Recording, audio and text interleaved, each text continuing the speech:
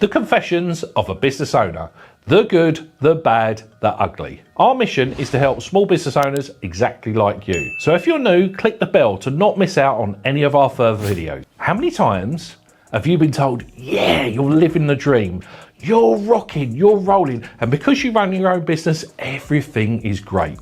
When truly inside you look at yourself going, this feels like prison, this feels absolutely tiring, and this is a massive opportunity that you have in your life. Now, most small business owners that we work with have had all of them emotions and all of them feelings multiple times. Because when you're running your own business, you are in control of your own destiny.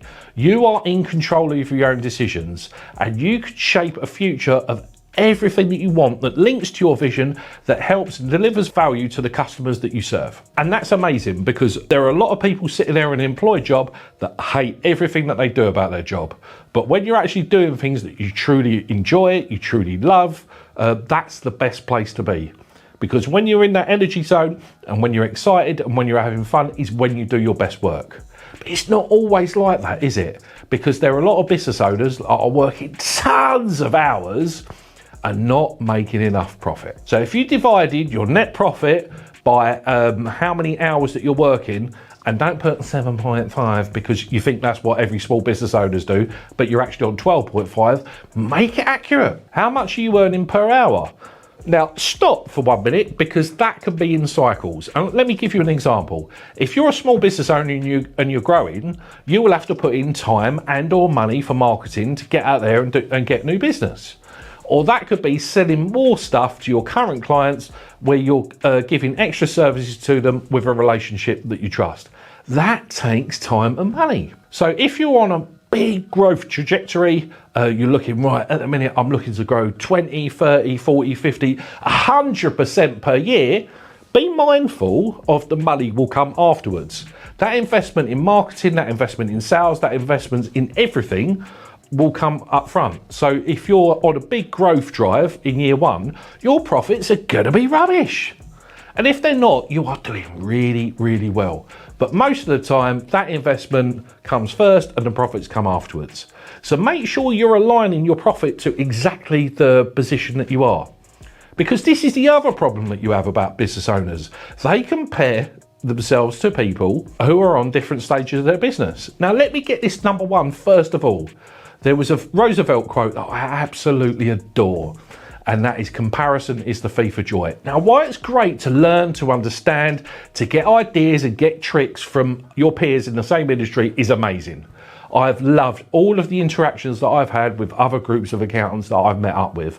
And yes, I mean truly loved. But ultimately, they will be on different stages of a journey. You may have some that are newly started out, you may have some that are a lot bigger.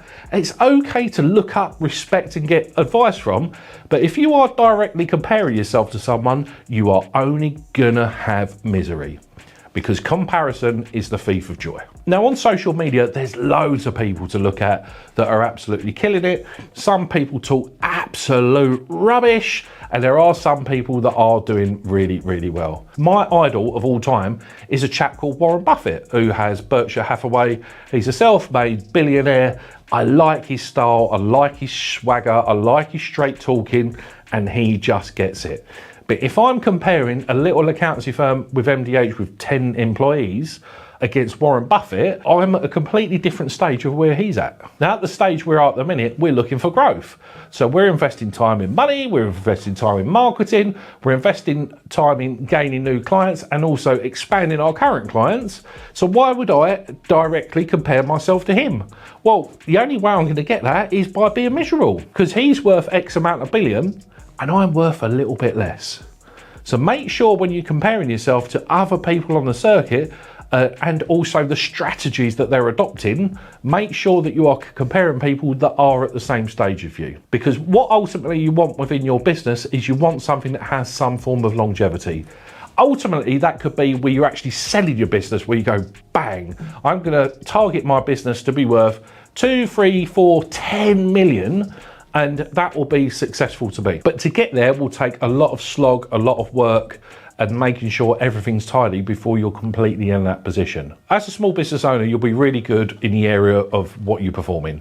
And that could be making a product or selling a service, or sometimes it can be both. Now, while I'm not suggesting anyone do their accountancy qualifications, what I am suggesting is you know what your key numbers are. There's never been a better time in finance to be able to understand your figures. And understanding your figures is key, because you haven't got to download bank statements, wait for them to come in the post, checkbooks and all that rubbish. There's so much cool technology out there with packages like Xero that can allow you and give you the tools to be able to have live data.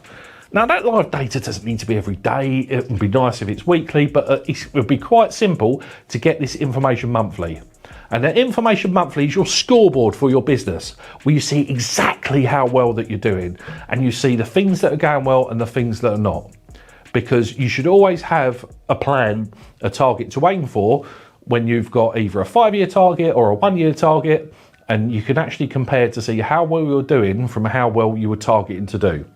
This will give you focus, this will give you direction, and this will give you something to be accountable for. And if you don't like looking at numbers yourself, get someone in that can sit there and absolutely talk to you about your numbers, or if it's better for you, they'll put an arm around you to say, these are going really well and these are improvement factors. Do what works best for you. Make sure that you're not wasting money in your business. Wasting money in the business is either having team that are absolute rubbish, it could be wasting money on overheads with things that you think you need but not, they're just shiny little toys that provide no value at all, and also by saving money by not overpaying in tax. And a lot of this is quite daunting, and if you want to jump on a call with me, click my calendar link below. I'll help you. Going forward with the business, it can be quite a lonely place.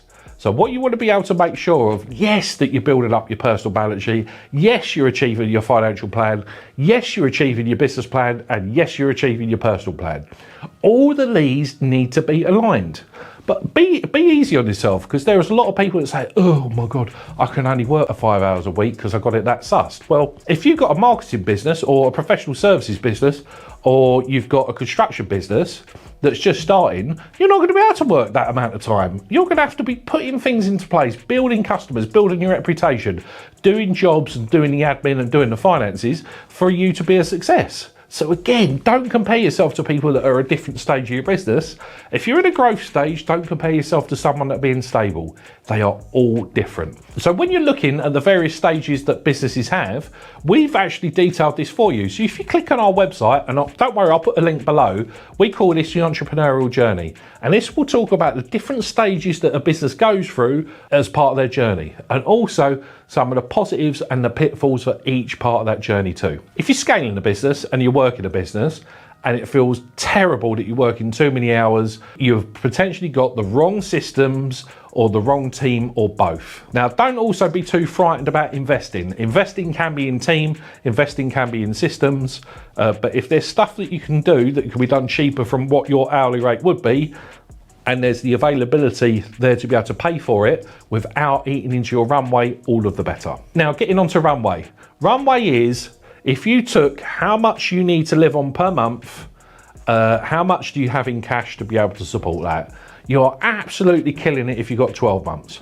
But ultimately, if you've got more than 3 months, you're doing well. Again, this varies from the size of the business. If you've got a startup business, you would potentially need a pot of cash put aside to cover your personal expenses. So let's just say your personal expenses are £3 a month.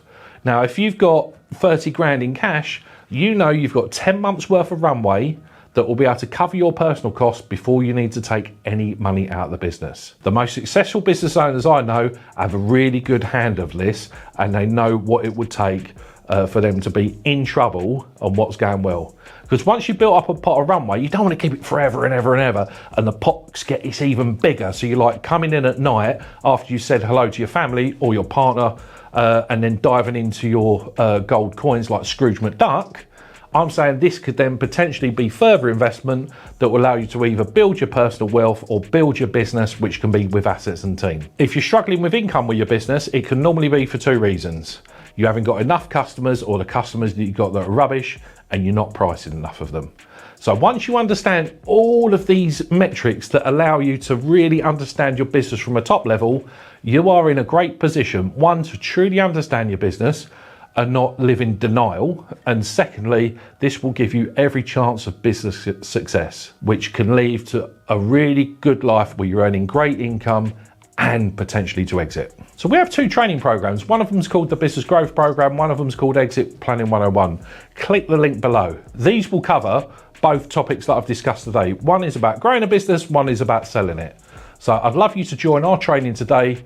Click the link below. If this has spurred any queries or questions, please jump on a call with me by booking with my Calendly link below. I'll take on board any questions you have, and I promise there'll be no pushy sales pitch.